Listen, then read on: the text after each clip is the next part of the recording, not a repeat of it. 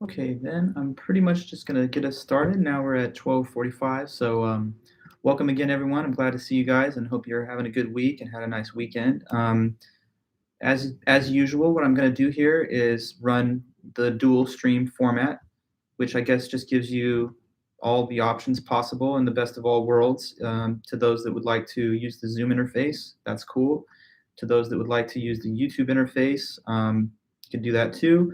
And of course, the playback I think is a little bit superior in the YouTube in the way that we have a preserved record of the comments in the live chat and the full screen image of me. So as we have done for some of our other meetings, I'm just running both streams, and anybody that's present is free to attend whichever that they would rather be at. Now, as before, I'm going to type my comments for any definitions or examples in both chats, so no one will lose any of the information. And I respond to people who are chatting and talking to me in whatever interface. So good to be with you guys, and like I say, hope you're all doing well. Let me just say a couple of quick points about the course. I have finished grading the midterms, so those are all finished and done now. Once class is over, I will send off an announcement to the class to let you know you can simply just send me a request for your grade. If you send me a grade check email, I'll report back to you within 2 days at the latest with your full grade. And if you'd like also to have it, I have scanned copies of all of your midterms. So I printed all the midterms out, and as I've done in a few other cases, I just hand wrote whatever comments and corrections on the exam itself. So anybody who wants to know their grade for that midterm or would like to have any scanned images of the work or both, please just email me and I'll be right in touch with you with your scores and so forth within 2 days. I'll try my best to get back to you sooner than that. I mean, they've already been graded, so it shouldn't take me very long. But I do sometimes have a high volume of emails coming in, so that's why I just ask for a little margin of time. But not to worry, if you send me an email with a grade request, you're in line, and I'll be definitely sure to get back to you with your answer and all the needed information within a maximum of 2 days. Okay, so we move on from that, and the next thing that we're looking ahead to, John asks, what was the class average? Pretty good. I mean, there's a wide range of scores, but I think it was skewed towards higher scores overall. If I'm looking at my grade book really quick, maybe I could just get a sort of general sense of that. I mean, each person pretty much really only cares about their own score, but if you want to know about the class as a whole, yeah, there's a lot of stuff in the 90 range. I think a lot of people were able to do pretty well on it. I guess the outliers, there's some people that achieved all the way up to 104 over 100. So there's perfect scores in there. There's at least one perfect score, and I guess the outlier low score is a 52. But you have not many people really that scored much lower than the mid 80s. So it's generally a pretty good distribution. But you'll see your score per your request very soon. Okay, now the next thing to just keep in mind, guys, is that we are going to have another homework assignment coming up. With the grade check thing, I'm not going to do the extra credit necessarily on this occasion, but I will do that later in the class to give you another good opportunity. So not to worry, but in this one case, I'm just going to space those out a little bit more. But certainly do request your grade because I want everyone to know their grades and do that as soon as you can. Okay, here's another quick point. Looking at the syllabus, the second homework assignment was originally scheduled to be due this week on Thursday, but I decided I would like to extend the due date until next Tuesday, so you'll have an additional 5 days to complete the second homework. And the second homework assignment, I'll send directions for it once class is over. And I wanted to delay giving you those directions until after today's meeting because the homework assignment involves concepts that we're going to lecture on today, actually. Okay, good. I'm glad to hear that, John. Thank you. But anyways, to make this just clear, the second homework will be due in 1 week. That's going to be Tuesday, November the 2nd. And so you'll just email me your assignment anytime before the class time on Tuesday next week. And yeah, so just in general, we have another homework assignment. It's going to be one of the workbook exercises from the textbook. So I'll just tell you the page numbers and the exercise number at the end of the meeting today. It's out of chapter 5, Foster. Yes, not to worry. Good question. It's on fallacies. It's on the topic that we're learning this last week and this week. But the group of fallacies that are used for the homework are specifically those fallacies of relevance that we're going to learn about today. So with all that as our kind of, I guess, background, let's just continue, and I'll talk to you today about the lesson and the material of fallacies of relevance. That's today's goal and the lesson plan for today, fallacies of relevance. But while we're all here, I guess, may as well just go ahead and leave a comment. Most of you maybe have, but if you haven't left any type of comment before in the meeting so far, just go ahead and leave one. And when you drop your comment, that's just my way of keeping track of attendance if I ever need to for any reason. Okay, great. So fallacies. Fallacies is the current topic of Chapter 5, and we started on this last Thursday by just going over what one category of fallacies are. We talked about the fallacies of ambiguity on Thursday last time. So I'll just say a couple of pieces of review about that, and then we'll move on to today's fallacies of relevance. So fallacies overall are when arguments contain logical errors or flaws. And when they have these fallacies in them, it makes the argument weak. It makes it so that the argument doesn't have the proper connection between the premises and the conclusion. So when you have a fallacious argument, it's not valid, and the premises do not generate the adequate type of support for the given conclusion. Now, there are different types of fallacies that have been studied and discussed over the generations. And one category of them that we started on Thursday were called fallacies of ambiguity. Fallacies of ambiguity are called that because what they involve is they contain ambiguous words, sloppy grammar, or just maybe a confusion between two similar concepts. And within the scope of fallacies of ambiguity, there were 5 different items, 5 different fallacies of ambiguity in particular. So let me just check with you guys. Quick question. Who can tell me at least one of the different fallacies of ambiguity, what the name is? And once we see the full list, I'll just say a couple of brief summary remarks about them. So fallacies of ambiguity include which fallacies? Let's just see a few of them in this chat, whichever chat you want. I'll give you a moment to collect your thoughts, but let me know. Okay, good, Dawson. One is the fallacy of division. Yes, Alan. We have the fallacy of equivocation. That's also true. So division, equivocation. Got 3 more, though. What else? Accent. Very good. So division, accent, equivocation. That's 3 out of 5. Waiting for the last 2. Composition. Good, Madeline. Yes. And the one more, it's kind of a weird name. Someone will tell me. We got 4 out of 5. What is the last one? Amphibole. Okay, good, correct. So I'm just going to talk to you about what these different fallacies are and what the words mean, just to review and remind us of our material last week. So, okay, equivocation fallacy. This fallacy happens when there's a key term in an argument and it's used multiple times, but the problem is that the meaning of the key term changes during the course of the argument. So that means the conclusion does not follow from the premises. One example of this that I guess I gave in class was, imagine this argument. Joe is at the bank, premise 1. A bank is a financial institution, premise 2. So therefore, conclusion, Joe is at a financial institution.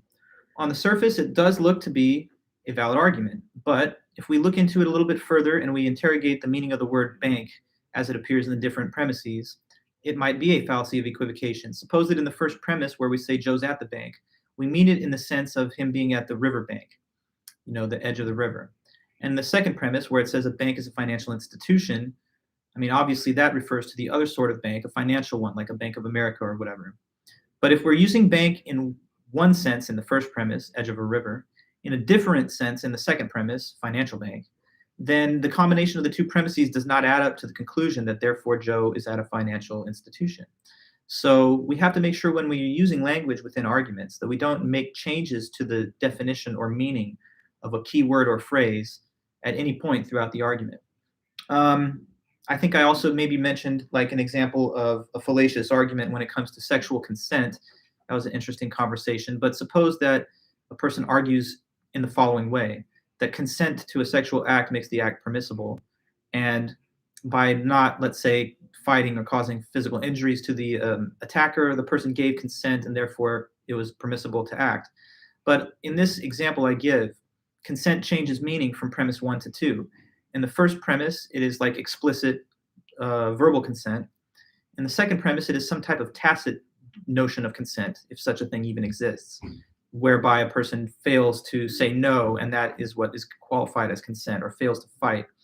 Now, if that's the case, then the conclusion that consent was obtained does not follow, or the conclusion that the act, in other words, was permissible does not follow. So in all circumstances, large and small, we just have to make sure that we use words and language consistently, because if we deviate from a single meaning of a key term or a phrase, then it can throw the argument's validity off. Okay, and then there was the amphibole fallacy. Amphibole is a fallacy that happens when there's a grammatical error or ambiguity in an argument, and because of that, nobody knows what conclusion to draw from the argument or statement. I gave you examples where, like, a, say, pronoun is ambiguous in terms of who or what it refers to. If I say to you that Alex and Bill were hanging out and walking his dog, we don't know whose dog is the reference of the term his, because it's ambiguous grammatically whether his is in reference to the one male subject, Alex, or the other one, Bill. So in general, we have to make sure that when we produce statements and arguments, that there's no grammatical ambiguity that makes it impossible to determine what or who a phrase or term refers to. Okay. Then there was the fallacy of accent. With the fallacy of accent, yes, question. So does grammatical ambiguity, it doesn't fall into like a fallacy directly. Like if it's just like that, right? Like the his example with the dog, that's just. Why do you say so? Because you're thinking it doesn't contain the form of a standard argument where there's premises leading to a conclusion? Well, I was just wondering if just like a simple lapse in like the clarity of the grammar like would constitute for like a full fallacy, or just like a grammatical mistake, you know? Well, yeah, I mean, the classification it receives in our book is that it's a fallacy. I've heard it used in language courses as a generic term for a grammatical error. And so I kind of understand what you mean, Foster. Is there some difference between committing a grammatical error in speech or writing versus committing an error in logical reasoning, as you do when you have a fallacy? Perhaps it's something that we could question the judgment of our editor. In some way, it's possible to have a different judgment than the editor, classifying amphibole as some kind of other error in speech and writing that's not in the realm of like logical argumentation. But I just have to defer, I guess, to the course's textbook design, and therefore I'll just side with the editor in calling it a fallacy. But your comment is valid. There is a little bit of a different feel, in particular when a lot of the examples just refer to single sentences rather than arguments where a conclusion is drawn. But you know, that's, I think, a sort of subtle, nuanced kind of distinction here. And I don't want us to be too confused about the difference between a, say, fallacy and just a grammatical slip. So for our purposes, we will call it a fallacy, but I appreciate your insight there, and that's a fair point to make, I think. You kind of know what I mean? Yeah, I know what you mean. Okay, good. So in continuing from there, I was talking about the fallacy of accent, guys. So fallacy of accent is when the meaning of an argument or a statement changes based on which word or phrase within it is given an emphasis or some kind of, as they say, accent or stress. In the book, an example was given of like a parent who comes home to see that the, I don't know, tool shed has been burned to the ground, knows that the daughter has done it, approaches the daughter and says, "Why have you done this? I told you never to play with matches." Daughter replies, "Oh, I know. I wasn't playing with matches, though. I was, setting the shed on fire." Very serious like. Well, of course, in this case, the young person's emphasis on the word playing has modified the meaning of the original rule. The rule given by the parent, "Don't play with matches," is clear in its overall meaning, which is that you shouldn't just touch matches or light them at all. But by adding the emphasis to it, it makes the child's reply seem as though permission was granted to light matches, as long as the activity involved is not something that could be construed as a game or something that one does for fun.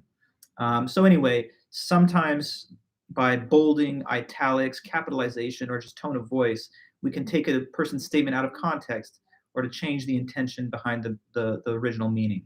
So that's how accent fallacy happens. And then there's also division and composition. So the division fallacy happens when a person makes a incorrect inference that just because there's a group or collection that has a certain attribute, that therefore every element of the group has, or every member of the group has the same attribute or feature. And that's just not necessarily true in many cases. A couple of examples just to remind you: men are taller than women overall, yes. But that does not mean that one man chosen at random is taller than the average woman, like, say, Danny DeVito or somebody else, perhaps somebody that's afflicted by, I don't know, dwarfism or something. If you named that individual and said, since men are taller than women, this man is taller than women, that would be a division fallacy. Because again, the core overall concept of males can have its height assessed as average more than women, but doesn't pertain to every single individual per se. In another case, the United States is the wealthiest country in the world, and you are a member of the United States, and therefore you are the wealthiest person in the world, or one of them. But that also would be a division fallacy, because as you know, many times the sum is greater than the whole is greater than the sum of its parts, rather, and that would be one such example. I don't know. Um, let's see here. The football team is aggressive, and John is a member of the football team, so he's aggressive. Not necessarily true. The Vulich family is loud or whatever, and therefore Dr. Vulich is loud. Not necessarily true. So in all these different examples, a person makes the illegitimate inference that because a group or collective has a attribute or feature, that every single individual member of it would, and that's not necessarily true. Okay, and then finally there's composition. And composition is just kind of like the reverse of the division fallacy. In this case, the illegitimate inference is that because an individual member of a group or collective has an attribute, that therefore the whole group does.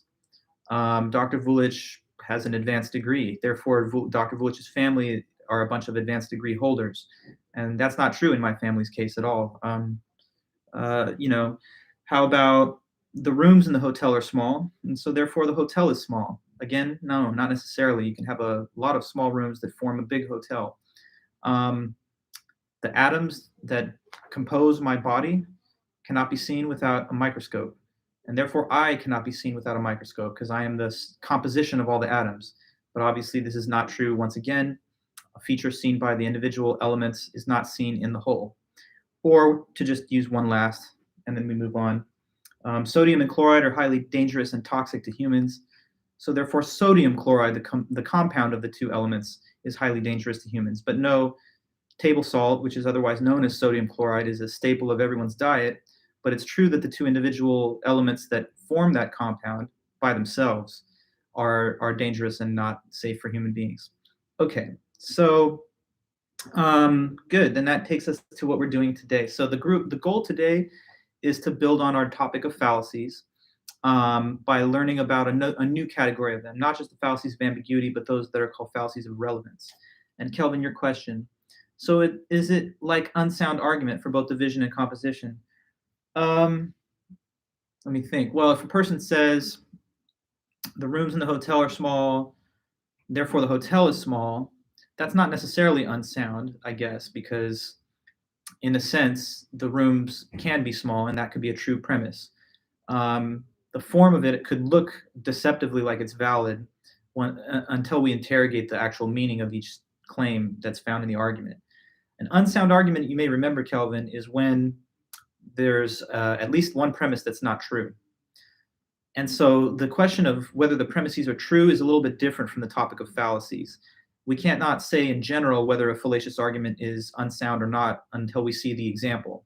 There can be some fallacious arguments where the premises are true, but the conclusion that is drawn from them is something that one should not draw. Furthermore, for an argument to be sound, it has to be valid on top of having all true premises. And yes, many of these fallacious arguments are not sound, but for that different reason, because they're not even valid in the first place. So the reason an argument can be unsound can be one of two reasons. Either on the one hand, it's not valid, which disqualifies it from having the ability to be sound, or it is valid, but it does not have all true premises. And either type of flaw can be found in a fallacious argument, but there are also some fallacious arguments which contain true premises, even though the conclusion of the argument is not well supported. So I would say to you, Kelvin, let's not perhaps confuse the concept of soundness with the topic of fallacies, because it can apply to some of them, but not in general. And so therefore, there's no real lesson I can pass on to you. It's not overall true in every case that a fallacious argument is unsound, but many of them are. So you have to kind of examine them on an individual basis. Okay, but very good question. So let's continue from here. I'm teaching you now about what are called fallacies of relevance. Okay, fallacies of relevance. And first, what I'm going to do is give you the general definition of this category of fallacies. So a fallacy is called a fallacy of relevance when one or more of the premises of the argument is irrelevant or unrelated to the conclusion. So let me give you that definition real quick.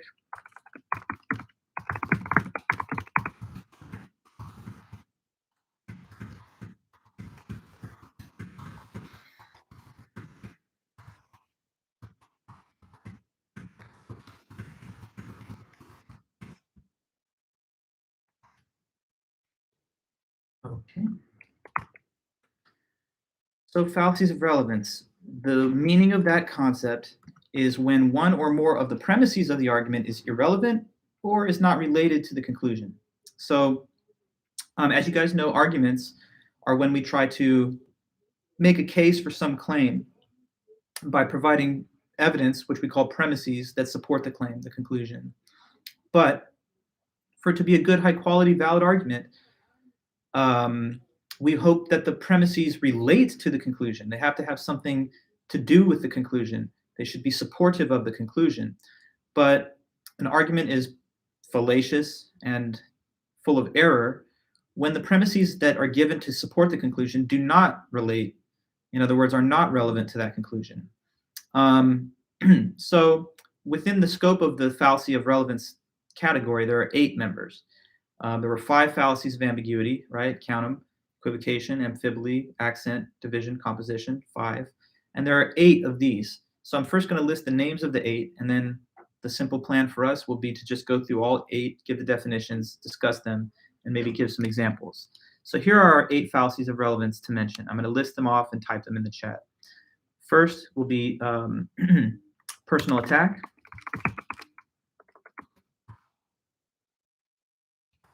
Okay, personal attack fallacy, that's one. After that, there's what's called the scare tactic fallacy. Or sorry, I meant to say appeal to force, but it's also called scare tactics. We'll get both names in a moment. Appeal to force, aka scare tactics, but I'll save the second label until we get to its definition. Okay, appeal to force, the second of our fallacies of relevance. Then, just looking at my list, appeal to pity. Okay, appeal to pity fallacy, the third one. Popular appeal, number 4. Appeal to popularity. Okay. And then we've got the 5th one, which is called appeal to ignorance.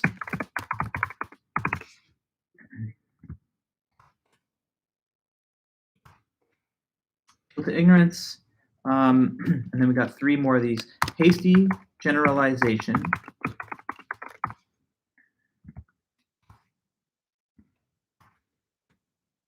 Okay. And then we have the case of straw man.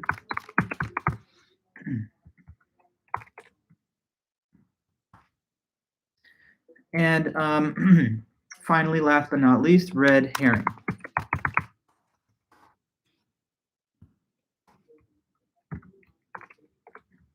Okay, so there you see it. 1, 2, 3, 4, 5, 6, 7, 8 fallacies of relevance.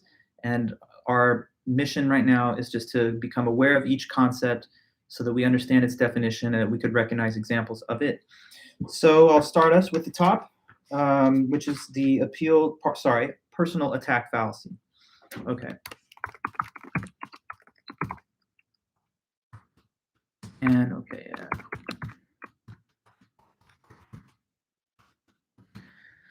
Okay, so now the personal attack fallacy happens when, instead of giving a counter-argument to someone's position, instead of giving a logical counter-argument where you challenge the validity of the argument or you press them on whether their premises are true, or where you ask whether or not the premises derive support for the conclusion. Instead of giving a logical counter argument, the person just makes a personal attack against the individual that presented the argument. Okay, so instead of presenting a logical counter argument, one attacks the person who presented the argument.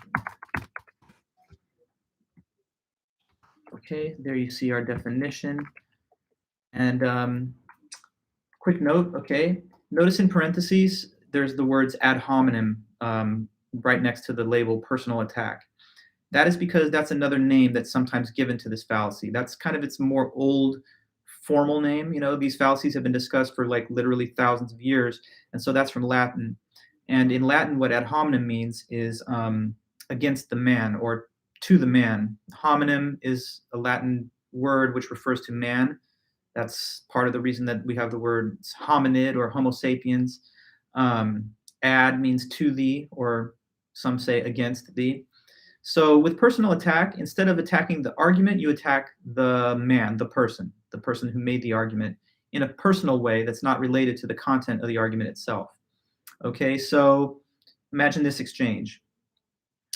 Person number, or let's just call them John or whatever. John says to his friend Smith, hey Smith, look, there's a really good reason for you to agree that climate change is a man-made phenomenon, or that it at least is contributing to climate change. He shows you meteorological data.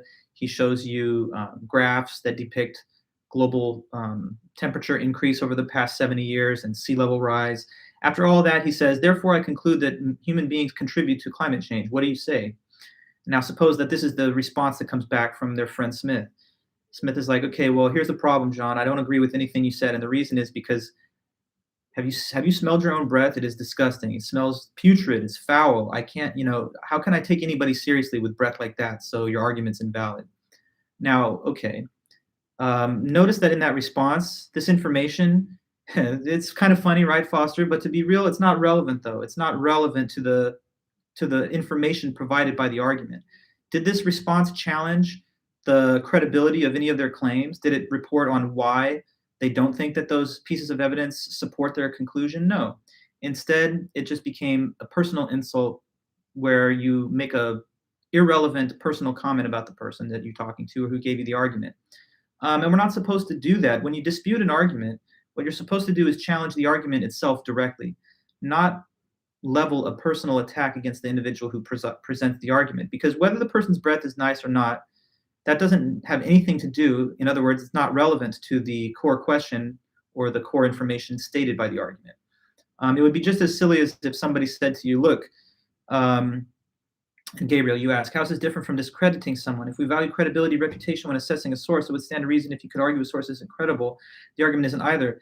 Well, it's not discrediting them, though, Gabriel, because the information about the person's hygiene does nothing to discredit any of the information of the premises and conclusion of their actual argument. When you discredit somebody, you would show that they don't have valid knowledge or information or insight into the topic being discussed.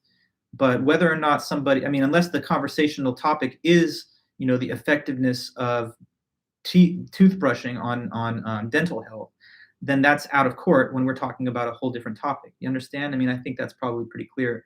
It would be just as ridiculous as if somebody said to you this, like, okay, you make the case. You're like, look, if you just study the science, you'll learn that vaccines are safe and effective. Let's look at the rates of people dying from certain diseases who are or are not vaccinated.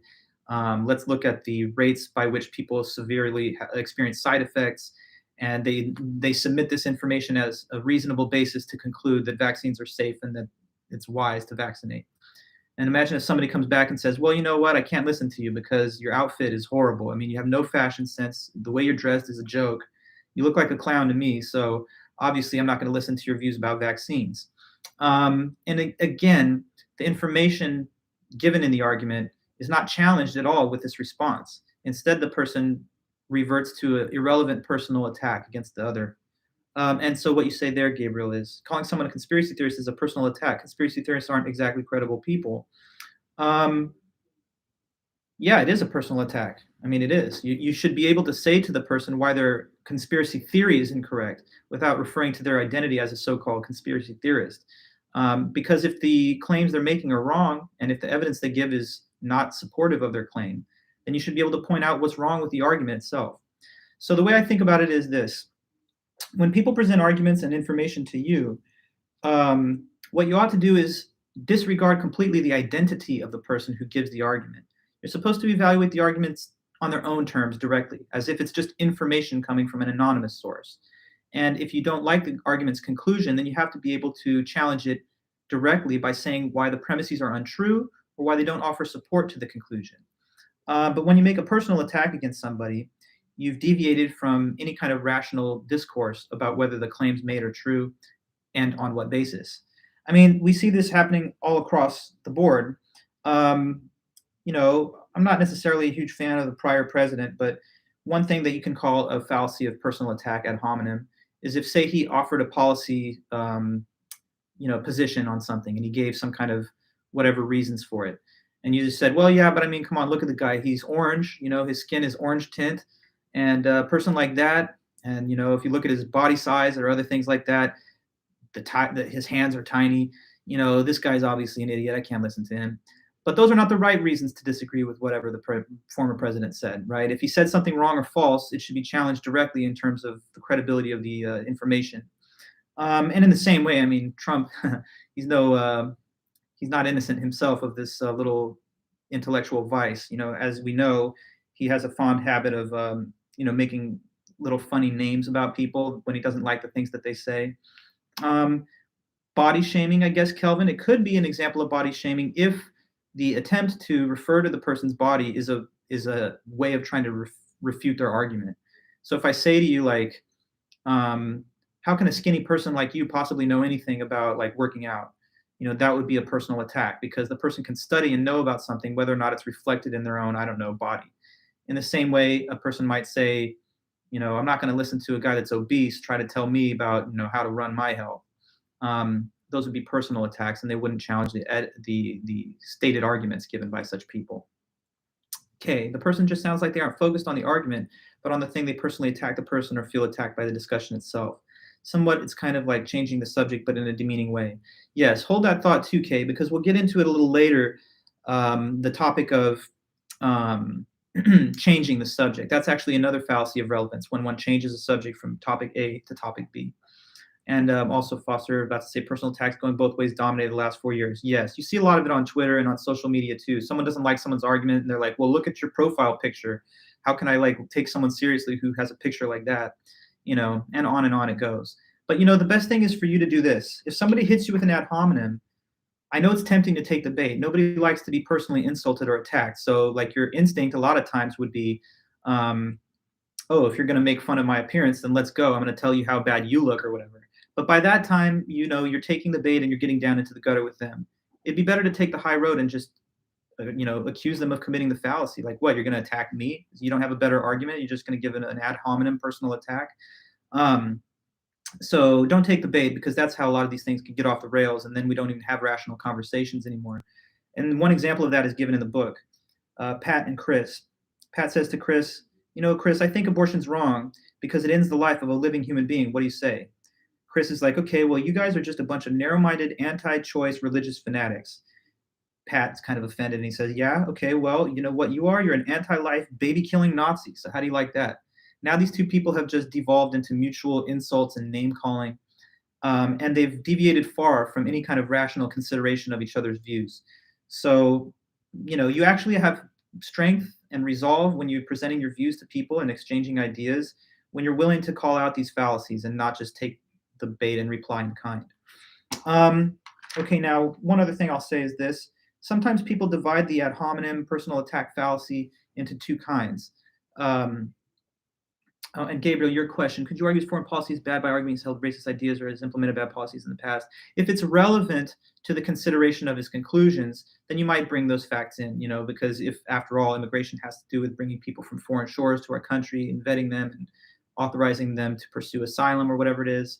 And you might think that if a person is ungenerous towards the case of immigrants and foreigners in general, then maybe that serves as a reason to distrust their policy prescriptions on the topic. But anyway, that's a little bit more context on the specific example given. It's not all just about one person, though. So just an example. Let me say this. There's two forms that ad hominem can sometimes take.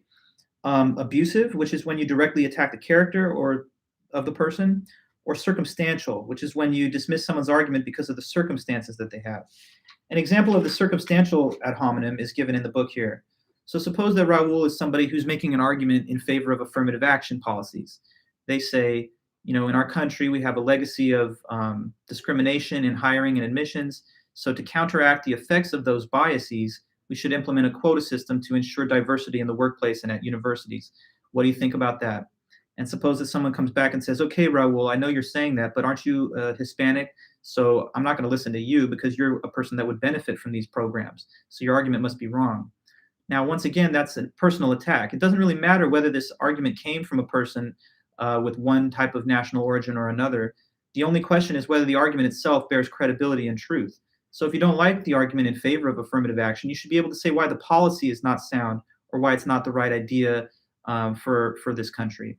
And it says this in the book: whether or not Raul benefits from it has no logical bearing on the soundness of his argument in favor of affirmative action. The argument has to be evaluated independently of the circumstances of that person. Maybe one more case just for fun. Father says to the son, I see you're smoking. What are you doing? I've told you how bad smoking is for you and how much carcinogenic toxic substances you can get in your body from smoking. So why are you doing it? Son says, oh, look who's talking, Dad. I know you smoke a pack a day. So, get off me. You don't know what you're talking about. Well, again here, the response of the son is that the father's a hypocrite. He says one thing and he does another. But even if he's personally inconsistent between what he says and does, that does not debunk his argument that smoking is dangerous. So what if he's a hypocrite? The question is cigarette healthy or not? And so these are all examples of the ad hominem, the personal attack fallacy. Okay. I don't know. Here's another, maybe one more. Sometimes people refer to the individual's past. Like in 2015, there was Kim Davis, who's supposed to be issuing marriage licenses in Rowan County, and she refused to issue them to same-sex couples after the Supreme Court said that same-sex couples have a right to marry in all 50 states. And some people that criticized her argued, well, how can she possibly deny these marriage licenses? She's been divorced 3 times herself. Well, sure, she has been divorced 3 times.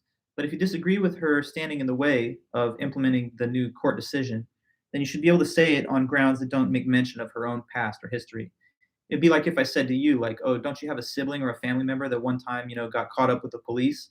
So how can I really believe your argument about X where it has nothing to do with that? Okay, so anyway then, Gabriel, for the affirmative action hypothetical, that sounds like a bias, and isn't disclosing biases super important? Well, again, though, Gabriel, one thing at a time. You have to deal with the question of bias in a separate argument, but the argument itself, and I have to insist on this, the argument itself has to be evaluated as though you do not know who it came from, because you just want to evaluate the argument on its own terms. To say it's invalid because of the person who gave it is a fallacy. It doesn't report on the quality of the argument, but rather the individual. And there's no basis to say whether the person's biased or not. Don't you think that that itself is kind of uncharitable? Can a person not possibly have an objective view on something where their interests are implicated by it? I would say that you can. Because sometimes people will advocate for policies that don't even square with their self-interest, like wealthy people, for example, who say, I want to be taxed at a higher rate because I believe it's good for society. So do you really have suspicions about the ability for a person to advocate for a policy that's outside their self-interest? It's certainly possible. And since it is possible, we are not entitled to presume that the person says so out of bias. Okay, but let's move on. We got many more of these to cover. So going on to the next, it's called appeal to force. Appeal to force, aka scare tactics. Okay, so appeal to force, or what's known as scare tactics. This one's pretty straightforward. It's when a person uses or threatens force in order to get someone else to back down or to accept their position. So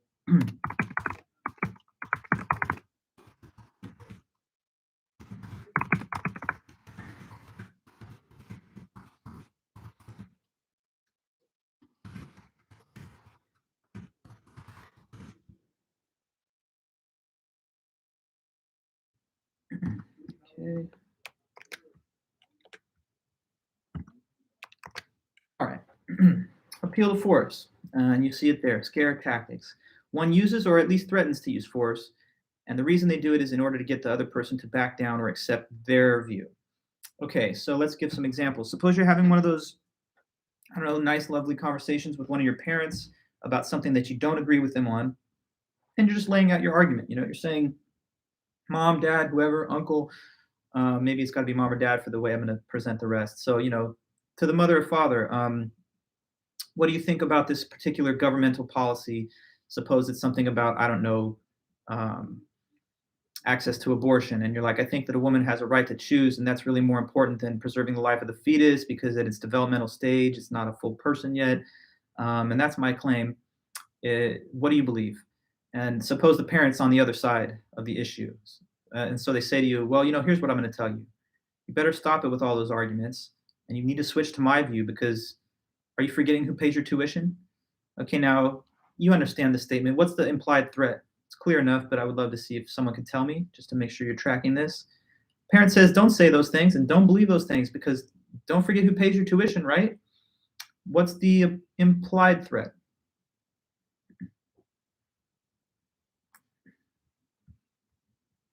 Stop arguing or else you don't go to college, right? I hold the power of the purse, so I have this leverage over you. Basically, see it my way or else. This kind of scare tactic fallacy is kind of like my way or the highway type or else fallacy. Now, force, let's not misinterpret it. It's not merely like physical force, although that's one possibility. It could be financial or legal pressure that you want to put on the other person. Suppose that you work for an employer and you're telling the employer why you support a given political party or whatever, and you give out reasons why you think that's legitimate.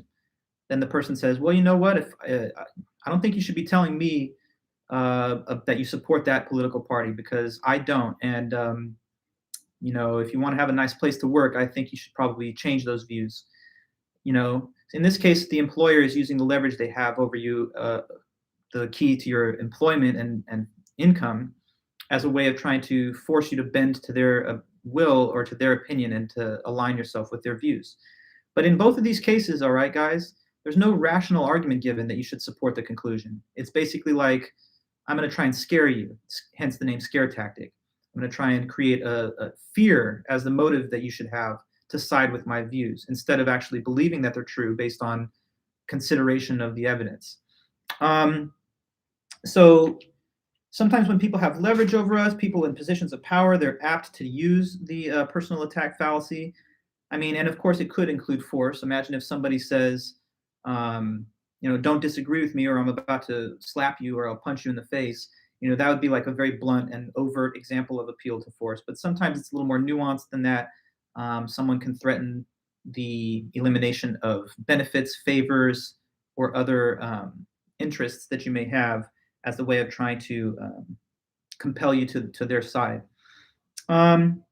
Sometimes we see media creating narratives that involve the scare tactic fallacy, like, oh, maybe support this policy because if you don't, you should be afraid of what will happen otherwise. Or don't pursue this technology because maybe the technology will threaten us in some kind of way if it's fully developed. And they mention in the book how sometimes politicians will overhype the threat of opposition to their policies. Like if you oppose my policy, then just prepare for the country to fall apart or for it to be overrun. The people that shouldn't be there with kind of policy outcomes that are going to deal harm to you. And here's one thing though to mention. Sometimes when you make a warning though to a person, where you're just trying to tell them here's something bad that could happen if you do something, it's not always necessarily a fallacy of appeal to force. If, for example, the thing that you're trying to warn them off of is nothing that you threaten to do, but is just a sort of natural consequence of the behavior that they're going to conduct, then that could just be a fair warning and it's not a scare tactic. So like if I say to you, hey, drinking and driving is something I advise you not to do, because if you do drink and drive, there's a great chance that you could cause an accident or an injury to yourself or to other people, and I know you don't want that, so don't drink and drive. That's not a scare tactic though, because I'm not saying, hey, If you don't agree with me, then I threaten to make good on some type of harm to your interests. It's just saying that in the natural order of things, that's an action that could lead to harm. So that doesn't qualify as a true appeal to force. Um, are PSAs similar in scare tactics? I mean, it does depend. Public service announcements, like, so if you see the thing that says don't smoke, and then, I don't know, they're showing you like a scary image of a person that's like dead or dying in the hospital, you might say, well, they're just trying to scare me into believing this. They're not really giving me the hard evidence and facts about why it's dangerous. So it could be seen that way. Although for many of those PSAs, they're done for a benign reason. They're not trying to manipulate us to believe something false, perhaps, but they're not making the strongest appeal to reason either. So that's a problem, I guess. Um, or another example I was thinking of, suppose that somebody says, if you're unvaccinated, you are at greater risk of contracting coronavirus, which can harm you or your family members. So I advise that you get vaccinated. That's not really a scare tactic there, though, because there's a legitimate scientific connection between the risks that the person is facing and the decision they make to engage in that behavior or not engage in that behavior, as it were. So just to distinguish the two cases, and that's what it says here. It says, not all scare tactics involve fallacies. If you drink and drive, you might cause an automobile accident. But in this case, there's a logical connection between drinking and an increased risk of an automobile accident. So there we go. We can continue then and move to the next. It's appeal to pity.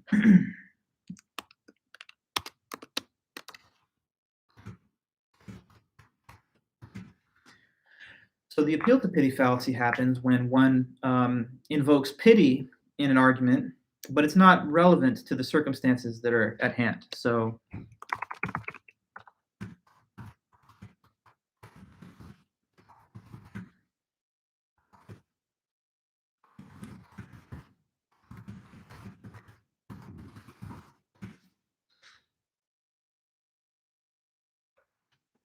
okay.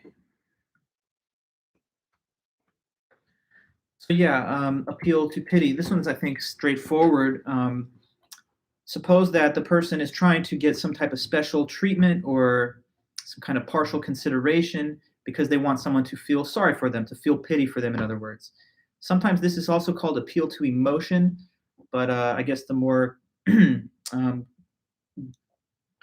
widely used label for it, at least in our book, is appeal to pity.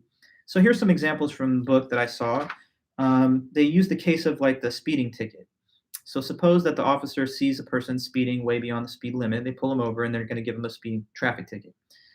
Suppose that the response of the individual is this: "Oh, officer, please, I know I was speeding, but can you maybe just give me a break or just give me a warning? Because the thing is, I just had a real, tough argument with my partner, my boyfriend, girlfriend, whoever, and I'm kind of worried that we might not even be able to fix this, and we might end up breaking up. And it's really got me distracted as I'm driving, and I'm very emotionally distraught.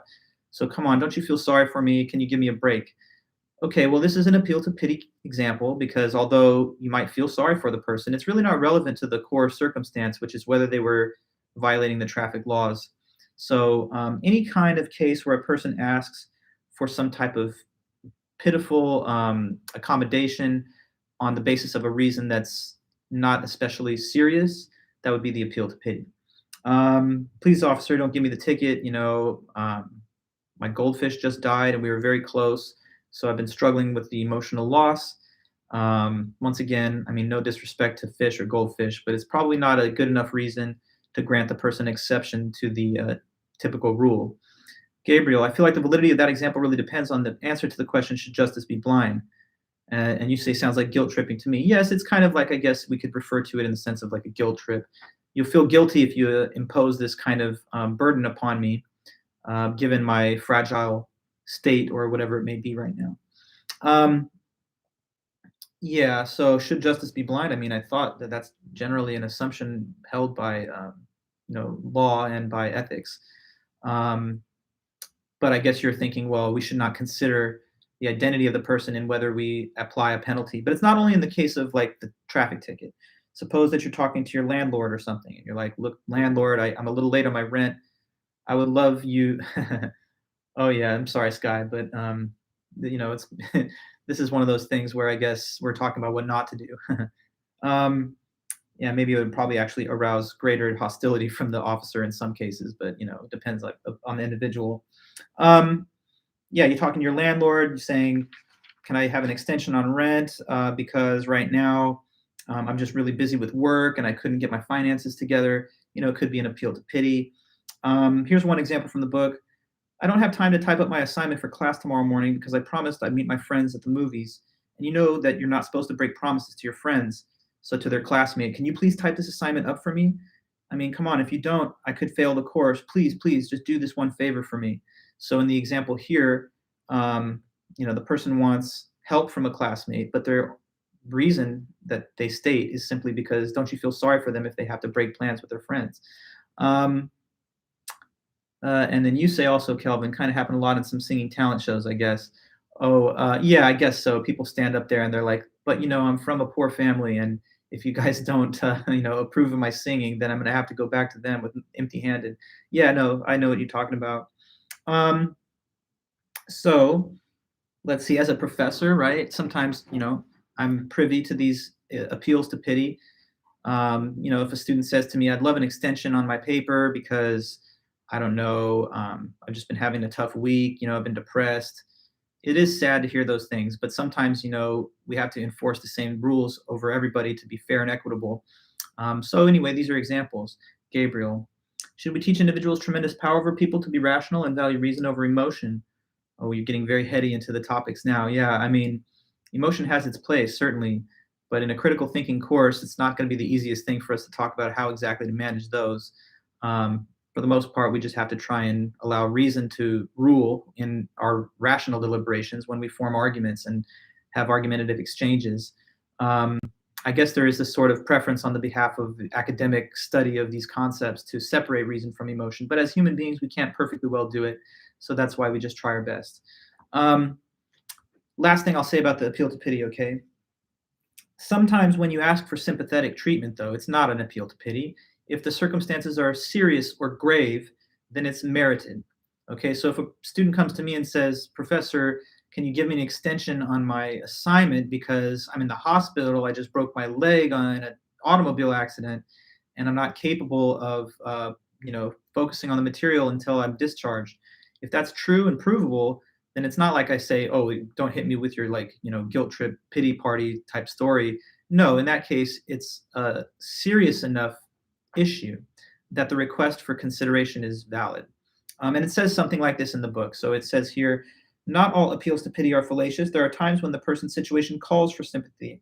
And so they run back the case of the police officer pulling someone over, and they say, well, what if when the cop pulls them over and sees that they're speeding, the motorist says this, please, officer, can you let this one go? Because right now, I have a toddler in the back seat that's choking on a quarter, and they're turning blue, and I'm worried that they're going to die from asphyxiation or suffocation. And I couldn't wait for an ambulance to arrive. This is an emergency. That's why I'm driving so fast and blowing through some of the traffic signs. Can you even give me a police escort to the hospital? I would love that because we can't let this child die. Now, in that circumstance, if the person just says, yeah, well, that's an appeal to pity. I'm sorry, but you should have thought about that before you started driving this fast. That would probably be a little bit cold and unresponsive to real needs. So just understand that, as it says in the book, in this case, we would consider the officer grossly insensitive and perhaps even at fault if they gave the parent the speeding ticket instead of escorting them and the child to the hospital as quickly as possible. Many charities appeal to our sense of pity. I've seen these ads for the Humane Society and the ASPCA, and of course, I support fully the humane treatment of animals. But sometimes, they'll just show you images of very sad animals overlaid by the Sarah McLachlan song, Arms of an Angel, and it's really an appeal to emotion. It might get away from a rational consideration of how the funds are dispersed, how the administrators of the aid actually improve the status quo for animals or not. So that's kind of obscured by the just appeal to the emotion you see there. And Gabriel, what you say, what if we just got rid of speeding tickets and make car crashing illegal? As physics teaches us, it's not the speed that kills you, it's the crash. Well, I mean, it's a funny suggestion, Gabriel, but you really want to prevent the crash, don't you? Not just sort of penalize after it has happened. I mean, that would be like saying, um, I don't know, just punish people once they've already got the injuries. But in most cases, Okay, I see you're having your side conversation there. Cool. No, I don't want to intrude too much, but I like that. I like seeing you guys getting active in the chat. So let me make, driving slower under the speed limit is also dangerous, and that's true. But these are all kind of side points, right? We're just thinking about the main theme here, which is that appeal to pity is a fallacy. It can be demonstrated in some examples like this, but it's not limited to examples of that kind. Okay, so I'm going to continue with it. And next we've got popular appeal to popularity. So with the popular appeal fallacy, it's another one that's, I think, almost self-explanatory based on the name. In this case, one appeals to popular opinion to support their conclusion or claim.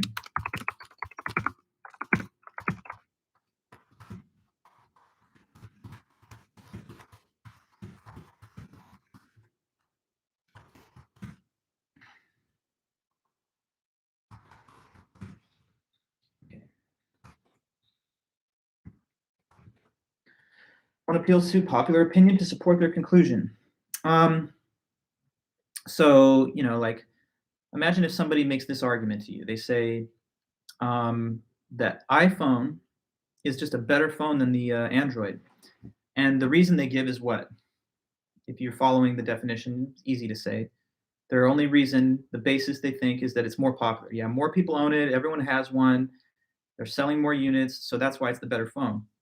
Here's the thing, though. If it is the better phone, then you should be able to argue independently as to why it is the superior product to the other one in terms of its apps, its user interface, its user friendliness, and its the browsing functions and whatever else it may have. So just because it's popular does not necessarily mean that it's the better phone. If it is the better phone or whatever, then there should be some kind of ability to defend that claim with reference to what the phone is actually like. Because after all, guys, as you should probably know, sometimes those things that are popular are not necessarily true or correct. If you were to time travel back in time a couple hundred years, then the prevailing opinion, I guess, among free citizens in America would have been that slavery is justified or that women shouldn't be allowed to vote. And of course, those views perhaps are worthy of reconsideration, even if they ever were a majority viewpoint. Not to say the majority is wrong in most cases, or even a lot of cases, but you have to think more deeply about whether something is true or correct than to merely cite the distribution of public opinion. You might say, hey, look, in a survey of parents, the majority of them don't favor mandatory testing of students in public schools. So therefore, it must not be a good thing to do. But even if that's popular with these people, if they're not qualified experts, that's not the right reason to give. And even if they were qualified experts, you should be able to say what their reasons are for holding the views that they have. An interesting example in the book is this. Someone is arguing that God exists. And if they commit the popular appeal fallacy, what reason do they give? They say God must exist. And the reason is basically just because if you just look around, what? Most people believe in God. The majority believe. So therefore, he must exist. That's not a good way to argue for God's existence. There are good arguments for God's existence. In other philosophy classes, I'm responsible for teaching those, like the cosmological argument, the ontological argument, the argument from design. But never can you just say something's true because most people believe it. You'd rather talk about why it deserves to be believed by the most people, or why it deserves the support that it has from most people on account of what it's like on its own terms independently. So if I just say the Nike Air Force One is the best shoe because everybody's wearing that shoe, this is another case of popular appeal. Now, of course, with fashion, yes, sometimes the reason you want it is merely because everybody has it. But why does it deserve the popularity that it has achieved? You'd probably want to talk more about like the classic silhouette of the shoe, or I don't know, other of its design elements, the comfort that it may have, or whatever, the way it works with the different outfits.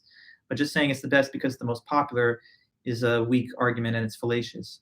It'd be like saying that the best movie is by default whatever's number one in the box office, or the best album or the best musical artist is just whoever's charting number one on the Billboard charts, because that's the most popular thing currently. But that would be pretty weak film criticism, right? What if you just opened up the film review trying to see if this movie was worth seeing, and they were like, "Yep, it is good because everyone's watching it." Done. They wouldn't even talk about what the movie's like, the development of the plot, the characters, the writing, visual effects, etc. So when things are good, they can be defended on their own terms, not merely on the basis that they're popular. Okay, so another possible type of popular appeal, the book labels snob appeal. The only slight difference here is that with the so-called snob appeal, it's the individual's popularity that you use as the reason to support their views or their claims. A good example of this is, say, celebrities who become product sponsors for different goods and services. You might think, okay, well, you know, Tom Brady is drinking milk in the commercials, so milk must be a good thing because he's so popular and cool. But again, if something's good, true, right, or whatever else, then there is the ability to defend it without reference to the popular sponsor of the thing. And it says that in the book, the snob appeal form of the fallacy involves the association of a certain idea with an elite group of people or a popular image or product. The singer of Michael Bublé in the 2019 Super Bowl ad for Bubbly and of celebrities in ads for milk are examples of snob appeal. Indeed, this fallacy is particularly prevalent in ads that attempt to create a market for products such as fancy cars that we would not ordinarily consider purchasing. Okay, and as critical thinkers, we need to keep in mind that a particular position or conclusion is not necessarily right just because the majority or an elite group accepts it. Okay, so that is enough, I think, on the popular appeal fallacy. We can then continue on, and we just have a couple more there. Next, it's appeal to ignorance. So appeal to ignorance is when a person claims that something is true, but the only reason to give is simply because nobody has yet proven that it's false. So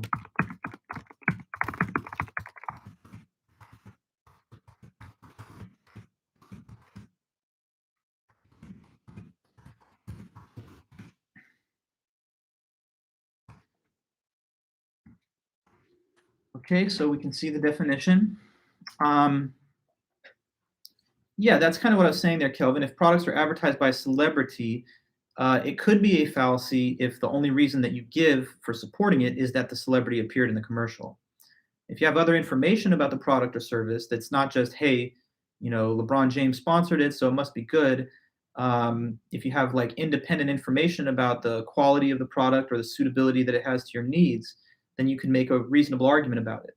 But if you just say, so and so believes it's good, therefore it's good, if the popularity of the endorsement sponsor is the only thing you're going off of, then that's, yes, a fallacy. Okay, let's speak then about the appeal to ignorance. So as you can see it there, it's any time where a person claims something is true, but only because no one's yet proven that it's false. Or on the other hand, someone says that something is false because no one has been able to prove that it's true. So if somebody was engaging in the appeal to ignorance fallacy, they could say something like this: you know what? Aliens exist somewhere in outer space, and I know that because why? What's the appeal to ignorance explanation for how somebody thinks there's got to be aliens? Because it has not been disproven. Exactly. Nobody's proven they don't exist, so they must exist. But of course, that's not the same thing as proof of alien life. Proof of something is evidence that supports it, positive evidence, not just an absence of contrary evidence. So in the same way, I couldn't just stand here and say, there have to be leprechauns because I've never seen anybody prove they don't exist. So they're definitely out there somewhere. Yeah, it is a failure to understand the burden of proof, right, Gabriel? So when you make a claim in life, you're the one who has a burden to show evidence that it's true. You can't say to other people, hey, my claim is true, and it's on you to debunk it. And if you can't debunk it, then my claim stands as the truth. Bringing claims means you have to bring evidence. And so you cannot just say to the other side, failure to disprove me proves that I am correct. In many cases, it also involves other logical problems, like you can't really prove a negative in most cases. What if somebody says, I know you're cheating on me? And you're like, no, I'm not. And they're like, well, prove that you aren't. And if you can't prove that you're not, then I'm assuming that you are. It's like impossible to prove a negative. You have to have evidence in favor of something. And usually that's when there's an affirmative fact where evidence is left. So you need reasons to support something in order to say that it's true, not just there's no evidence to countervail the claim itself. So Sky, you're asking a question about the other topic of appeal to popularity. Yeah, it's sort of like an inappropriate appeal to authority, but we're going to talk about that next time on Thursday. So just hold that thought. But yeah, there's a little bit of an overlap between those two. So I don't know, some examples here. Somebody says aliens don't exist because no one's been able to prove that they do. Um, so once again, what would be proof that aliens do exist if there was actual confirming evidence? Like if the Mars rover starts showing us images of little life forms on the surface of Mars, then we could say, well, that counts as evidence that they do exist. But what's not qualified as evidence is just an absence of contrary evidence. Now, I have to make one important point though about this, and it's mentioned in the book too. Uh, so in law, right, we grant people a presumption of innocence until proven guilty, as I'm sure you all know. And you might think, doesn't that sound like this fallacy though? It's like, hey, I'm innocent unless you can prove otherwise. Sort of, it looks like that, but there's an important reason that this is an exception to the general procedure of, not putting the burden of proof on those that question your claims. Um, so in law, we have to grant a presumption of innocence until proven guilty, because if not, then we would grant too much power to the state to be able to detain, jail, and deprive people of their liberties, right? So, because of the great injustice that happens when an innocent person is convicted, um, we think that we have to bend over backwards to force the state to prove by overwhelming evidence that someone deserves to be incarcerated. So it's not as big a problem when a guilty person is not convicted as when an innocent person is. And therefore, we have to allow, under the law, that we grant a presumption of innocence. But in everyday life, we don't grant a presumption of truth unless people falsify your claims. So you can't just walk up to somebody and say, leprechauns exist, prove me wrong, and that's the full argument. But in law, though, you can say, I'm innocent, I don't have to prove it, you have to prove that I'm guilty. But the reason we have that exception is, again, as I said, if we didn't, then it would grant too much power to the state over the freedom of individuals. And in our form of society, we want to make sure that people have maximum liberty. So that's one little exception to the general pattern that we should not appeal to ignorance. And then I see here in the chat, Kelvin, how about Jesus or God? Is it too religious to prove and discuss the proof? Well, yeah, there are arguments for the existence of God. I mean, it's sort of outside the scope of what I'm talking about here, but okay, just to give you a couple of quick ones. Um, yeah, we can't say for sure that other planets don't have life existing. That's correct, Sky, but I don't think that we can conclusively establish the existence or non-existence of life out there. On the one hand, though, the fact that we are here talking and we're life forms, in my view, that does grant at least some plausibility to the idea in this giant universe. There's at least one other planet where some life does exist, but it's just an inductive argument and it's not something based on empirical evidence that we've had yet.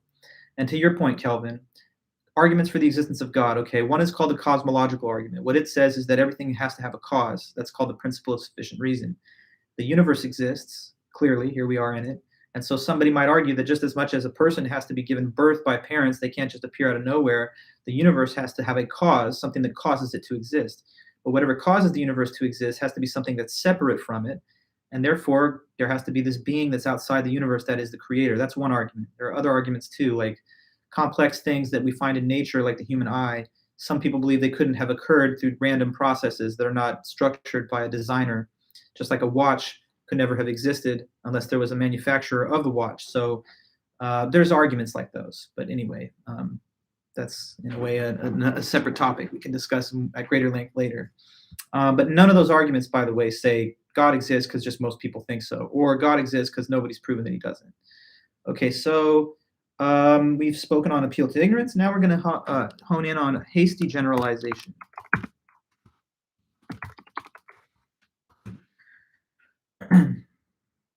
If there's a God who made him, well, Sky, the claim that people make is that the God is a necessary being, and therefore he wouldn't need to have a cause like everything else does. There's a difference between contingent and necessary truths. And people say that God is somehow this necessary truth that doesn't require a cause, but that is a bit of a tough question because how could there be such a thing? One wonders, but there are arguments to consider. Okay, hasty generalization then. What it says is just this. That's a fallacy that happens when a person makes a universal claim, but they do it based on a sample that is either too small or is unrepresentative. So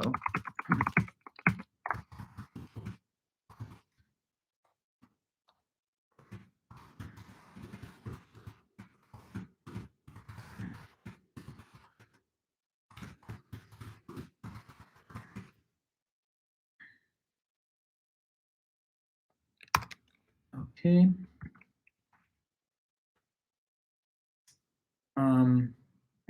Oh, Gabriel, about a specific God? Well, in the Abrahamic trio of religions, Judaism, Christianity, Islam, there's kind of common appeal to the idea of like an omnipotent, omnipresent, omniscient, omnibenevolent being. And so you can argue that whether the different religious traditions differ on matters of doctrine, that they're all speaking about the same God. At the same time, yeah, there are Eastern religious traditions which are polytheistic, and you might think that they have a different idea about what God or gods there could be, but I digress. Okay, so hasty generalization, everyone. This is when somebody makes a universal claim, but it's based on a sample that is not big enough or that is misrepresentative. Um, I want us to all know what the word generalization means, so I'm going to quickly define it in the chat. Generalization is just an all statement.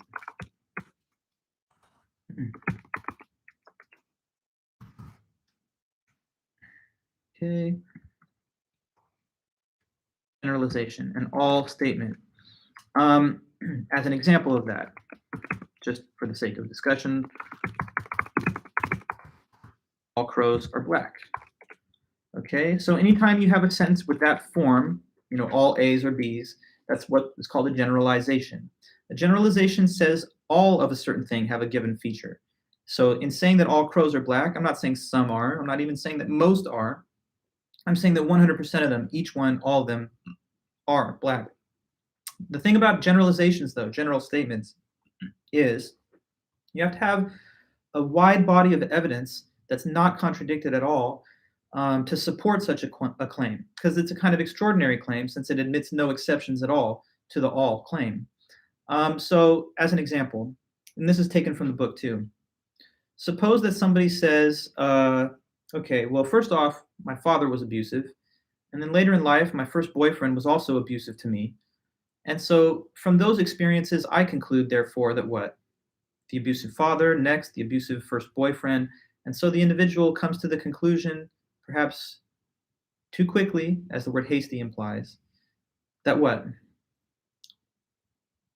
You follow the example? Just give me that conclusion, just to see if we all heard it.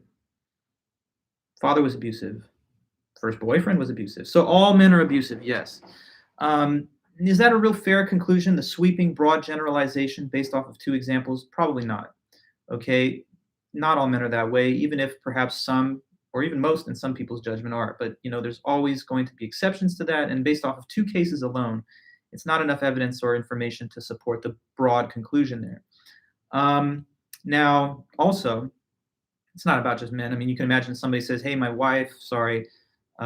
mother left my father and had an affair with somebody. They got divorced. Then later on in life, my first girlfriend cheated on me. So I think women are just not loyal at all. That would be a broad, sweeping generalization based off of just a few examples. And again, it's not a fair claim to make based on those couple examples. Sometimes people will stereotype and reason towards a general claim about all members of a certain group or classification based on only a few experiences with people of that kind. In the book, they give this example too that was kind of interesting. It says, someone claims a college education is a great equalizer when it comes to class in the US. For example, Oprah Winfrey, Starbucks founder Howard Schultz, and Kenny Trout, the founder of Excel, came from very poor families, but they put themselves through college and now they're all billionaires. And as the book says, this statement is a hasty generalization based on only a handful of outdated cases. In fact, while 77% of people from rich families graduate college now, only 9% from poor families earn a college degree. So it makes it seem in the argument like, hey, rags to riches is what all of us can do if we just, focus and work, from a few selected examples that are perhaps not representative of the full case of the American, public. Okay, and sometimes people will refer to a sample that's a biased or skewed sample. Suppose that someone has friends in college that all align with them politically. And so they say, all my friends in college were conservative, or all my friends in college were liberal. And therefore, I just think college students are fill in the blank, conservative, liberal. But of course, one's own friends are self-selected, and that's not necessarily an unbiased sample. So if you draw a broad conclusion about the whole category of people from that group based on your own little experiences, it may not be enough to support the broad generalization. One last thing here. So there's a great British poet, Lord Byron, 1824. He died, and there was a physician at the time that wanted to take his brain out and examine it. So he did, and he weighed it, and he found that his brain was 25% larger than the average human brain. And based on that discovery, which is just using one sample the scientific community developed a myth that there's a connection between brain size and high intelligence, which we now know is not correct. So anyway, guys, in whatever example or scenario that you'd like to imagine, you really do have to wait for clear and overwhelming evidence that's not contradicted for some generalization to be fair to conclude. And Gabriel, you say, where's the line between science and hasty generalization? Well, I could argue all crows are black because no such bird has been discovered in all of scientific literature. Well, in science, there's never usually an all claim, or at least for the most part there isn't, because science is based on induction, which always admits the at least far off possibility of a counterexample in a future case. But yeah, there are sometimes like things that science claims are general properties of like natural kinds that can be known of all things of that kind. Like, I don't know, all atoms of helium have a lower atomic weight than, or I should say, elements, particles of that kind have a lower atomic weight than something else, iron or whatever. But again, that's also inductive. I guess we could imagine a future world in which that's contradicted by a new observation. Okay. Yes, it is a common fallacy that we do sometimes commit. So let me just move on to the last two guys. Straw man is next. With straw man, one misrepresents or distorts their opponent's argument to make it seem easier to refute.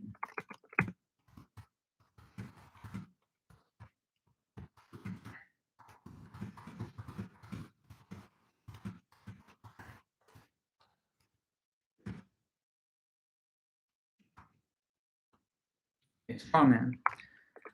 So sometimes the problem with the fallacy is that someone took the original argument out of context, changed it, and made it sound more radical or more simple-minded than what it really was. And then they replied to this overhyped, exaggerated, or just modified version of the argument because it seems easier to debunk. Like if somebody said, I don't know, I think the border wall is not a sound immigration policy because if the goal is to prevent illegal immigration, it hasn't been proven effective, and it's also very costly. So what do you say? And imagine their opponent comes back and says, okay, so let me understand you. So we should just let everybody in and have no border controls at all, no restrictions on admission to our country. Well, if that's the case, we're just going to be overwhelmed by immigrants and foreigners, and we won't be able to support it. So that's not a good idea. But did the first person say we should have no immigration restrictions or requirements at all? No. They just criticized one particular proposed way of doing it, the use of a physical barrier. And so they were misrepresented by their opponent as having said something that was way easier to debunk or to refute. Somebody says, I think genetically modified crops should be subject to stricter regulations. And their opponent says, okay, so let me get you right. You're saying that we should not grow any crops. But then how are we going to feed ourselves? If we don't have agriculture, what? We're just going to starve? So that's a crazy argument. I don't agree with you. But the person didn't say cease all agricultural production. They said one method of agricultural production should be more restricted. Or another example. Somebody says, with our drug laws, at least when it comes to marijuana, I think that we should consider reclassifying it in the federal classification of banned substances because it doesn't seem to have the same harmful health effects as narcotics, and in some cases even medicinal benefits. And imagine their opponent says, okay, so let's get you straight. You're saying let's legalize all the drugs, but what kind of crazy society would that bring about? People be smoking crack on the job and we just never have any kind of sensible, rational way of life. But the person didn't say full-blown legalize all drugs, rather one drug, and they gave reasons for that.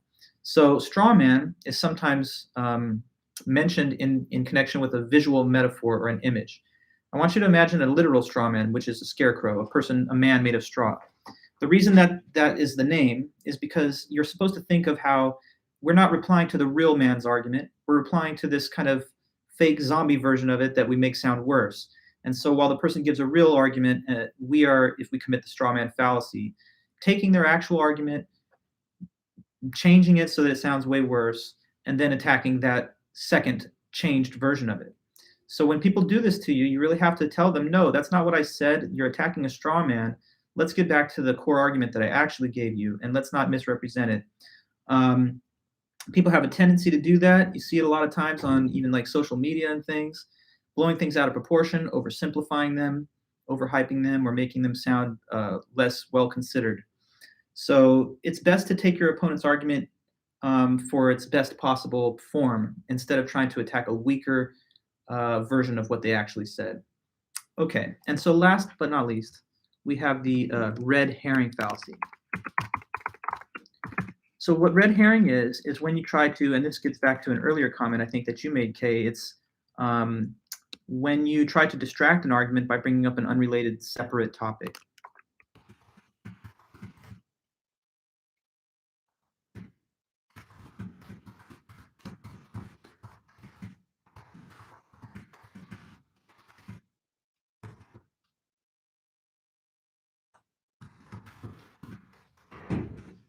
Okay. All right, there you see it. When a person tries to distract an argument by bringing up a different topic. So like what if somebody says, you know, you really shouldn't drink and drive. Drinking and driving is dangerous. It could cause accidents and it could bring about consequences for you. And then the person replies by saying, really? I mean, there's no problem with drinking and driving. To be honest with you, don't you see how many people text and drive? So just don't tell me there's an issue with drinking and driving. That's a red herring because they're bringing up a different issue, something else that a person could do that's dangerous while driving. But does that at all refute the idea that drinking and driving is dangerous? Does it establish that it's safe or that there's no problem with it? No, it brings up a different topic. I can refer to one like example from politics. In the 2016 campaign, a lot of people talked about how when Hillary Clinton was running, that the catch-all response to any policy prescription that she ever gave was, well, what about her emails though? So she could be up there talking about climate change, immigration, you know, economic policy, and people would be like, okay, yeah, but you know, the real issue is what's up with those emails that she had, which you could argue is an unrelated topic. In the same way, people do this on the political left as well, you know. Let's see, and there's an example also in the book here. So sometimes we do things that are worthy of criticism, like in our own country. Say, for example, the treatment of detainees at Guantanamo Bay Prison. Somebody might say that's a violation of human rights, the way those people have been subjected to torture.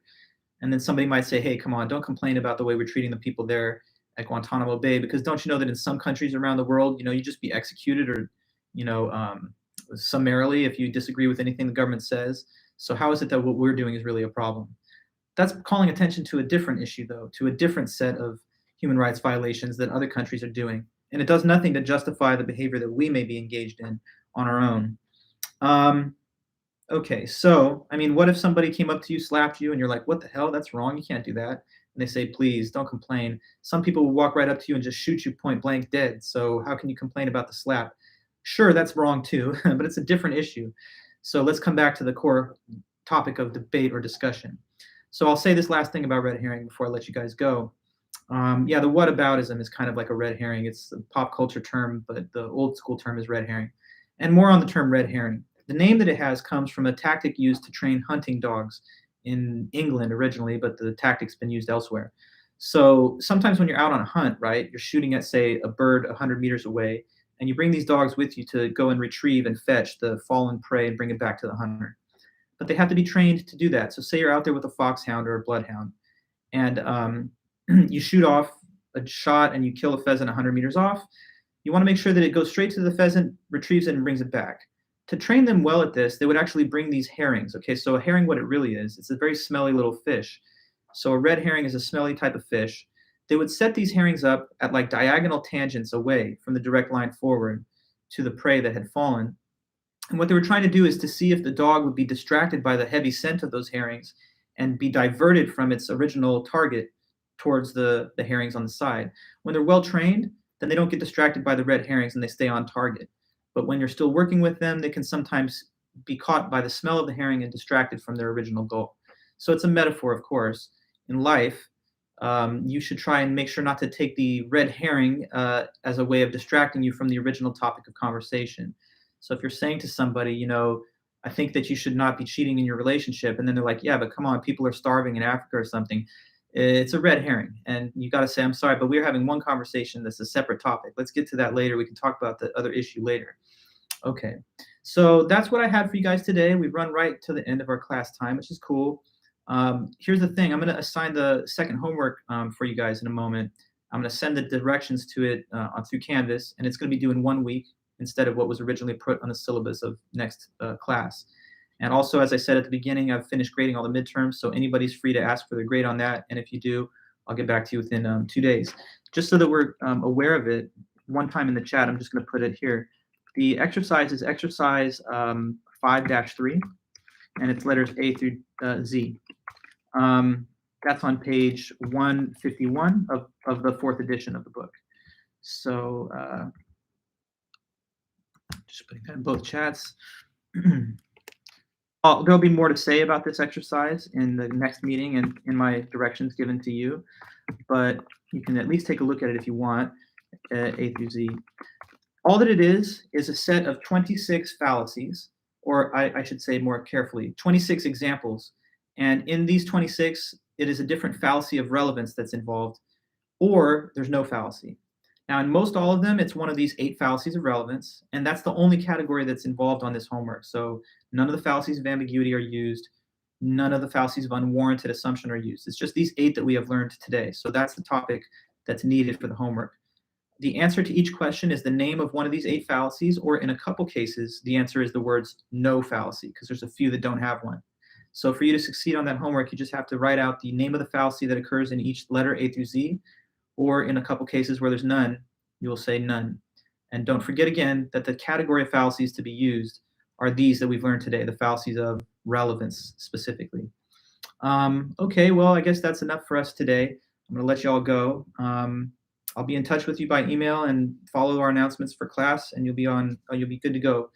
But if everything's fine, then let me know in the chat, and I'll just end these 2 streams. So are we good, everybody?